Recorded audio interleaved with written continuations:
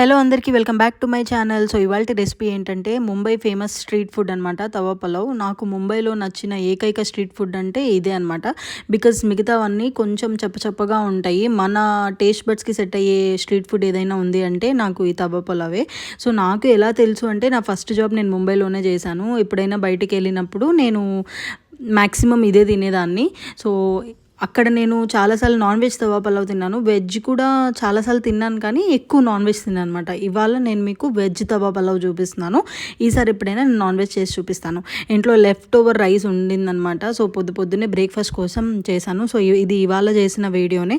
చక్కగా ఆయిల్ వేసుకొని జీలకర్ర అండ్ అలాగే కొంచెం వెల్లుల్లి చిన్న చిన్న పీసెస్లో కట్ చేసుకొని వేసుకొని మీకు కావాల్సిన వెజ్జెస్ అన్నీ వేసుకోండి.